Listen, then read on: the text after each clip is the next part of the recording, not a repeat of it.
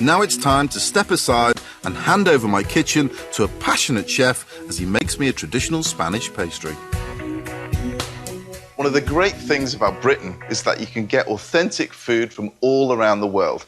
I'm joined now by a Spanish chef, Omar Aliboy, who works in London, and he loves pies and puds as much as me.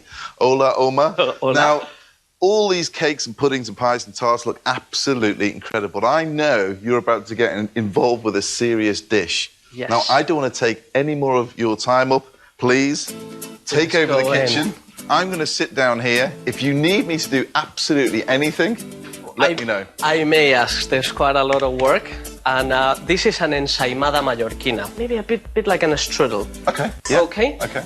Ensaimada Mallorquina is a pastry dessert from Mallorca and is made to celebrate festive occasions.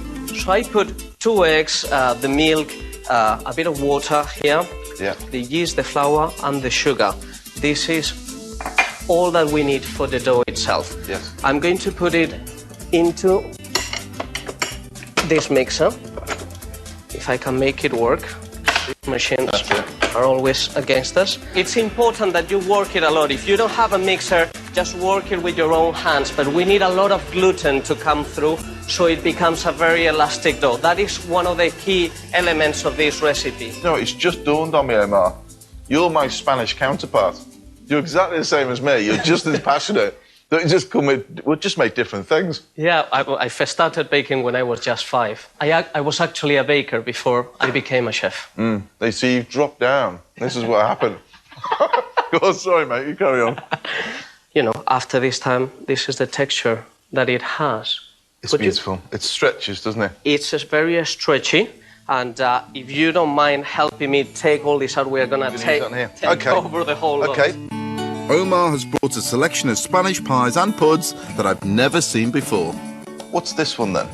This is the Roscón de Reyes. The Christmas in Spain lasts from the 24th of December until the 6th of January. Yeah.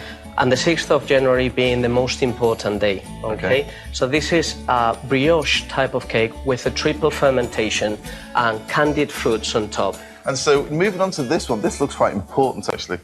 Yeah, the Tarta de Santiago, I mean, it comes again from Galicia and it's from, it's in honor of the Saint Santiago, and it's an almond tart. That's like akin to our bakewell tart, but we don't have a saint all over the top of it. And this looks similar to a creme caramel. It does, and it's essentially the same. The only difference is that it's made with only egg yolks as opposed to the whole eggs. Okay. And we are not using any milk or dairy. Right. It's basically an infused syrup of lemon cinnamon poured over the egg yolk. And what's that one called? Tocinillo de cielo. It's heaven's fat. Ah, right. It is indeed. It is indeed. Okay. You said you need this space. If I move some of this out of the way. I'm going to start by pouring a bit of olive oil over the table. Here we go. Time to get stuck in and help my Spanish counterpart to do some serious dough making. And if you don't mind helping me, we are gonna get a bit messy. Okay. We need all this table with a very thin layer of oil. In this case, it's olive oil. You can use vegetable oil, but keeping things Spanish, you better use Spanish oil. Spanish olive oil. Brilliant.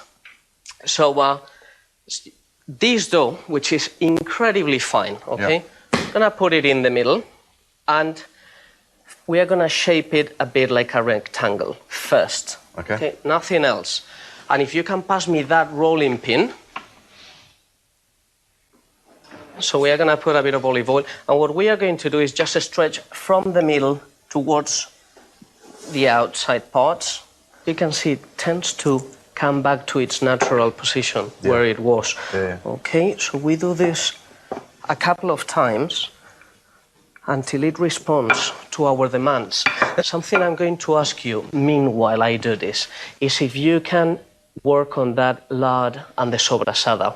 Sobrasada, what's this? That's sort of like a chorizo pate. Okay, it's pork with a lot of fat, a lot of paprika, the pimentón, and a few other natural spices. I always get the dirty jobs. Come on. So can you get this stuff in Britain easily? Well, through the internet this day, you can get anything. Okay. But otherwise, you can buy a fresh chorizo sausage, Yeah. put some lard in, just Got chop you. it incredibly finely. What an incredible colour. Yeah, it's beautiful. It's beautiful. So that's been worked on, and now what we are going to do, ideally you leave it resting for a minute or two, because those like to be rest all the time. And we are going to start stretching this dough, okay? It's hard to believe that this dough will end up nearly twice the size as you see it now. If you do try this at home, don't worry about making a few holes. And now, there you have it. We are gonna start spreading this mix. So if you can do half of it and I do the other half. There you have it. Okay, that's why it needs to be sort of tempered. Yeah. Otherwise you will, it won't be very easy to work with. Okay. And you want it all the way down to the bottom, or you leave a gap? No, all the way, completely covered.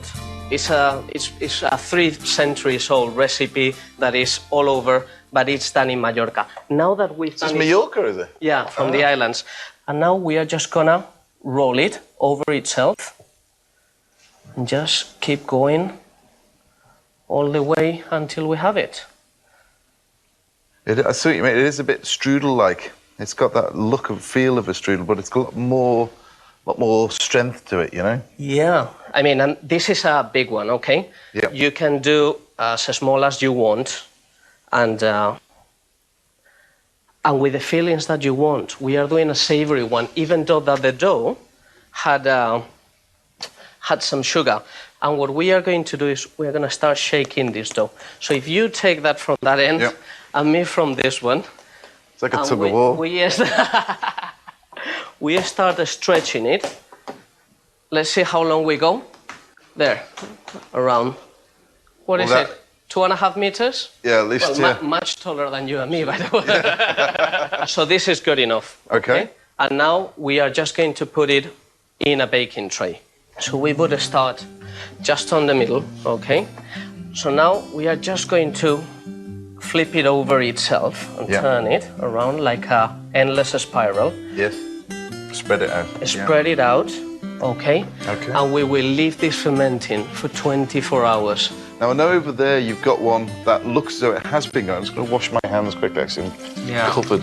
This is ready to go into the oven. It doesn't need egg wash, it doesn't need anything. Okay. So this Well, that'll grow even more in the oven anyway, won't it? It's gonna balloon up again. If you leave it there, it will continue growing naturally. This goes into the oven at 200 degrees for around 15, 18 minutes, depending on the oven. Okay. But we have one that we've already done. Okay. That it's over here,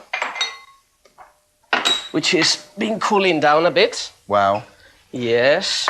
That looks incredible. That's the natural color. Don't feel it's burnt or nothing at all. And actually, take a look. It's a bit crispy. It's beautiful. That's perfect, though, isn't it? That crispiness inside. And even below it, take a look below, because it's quite important. Wow. The baking below as well. No, it's not just about the look above it. Now we're going to put a bit more icing sugar on the top.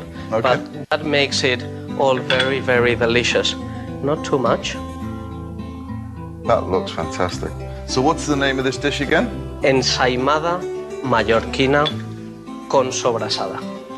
He's just made that. Yes. Fantastic. Omar's Mallorcan pastry looks and smells extraordinary. I can't wait to try it later when we sit down together and enjoy tasting all our hard work.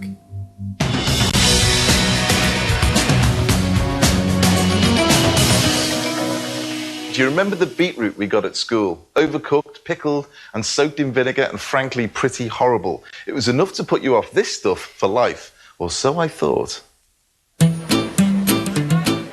This is Clifton in Bristol, and I've been invited to something called a beetroot supper club. I'm slightly unsure on whether to turn up with wine or not, but I decide beetroot is a safe bet. Tom runs one of the area's best veg shops. Obviously, that's what I affiliate.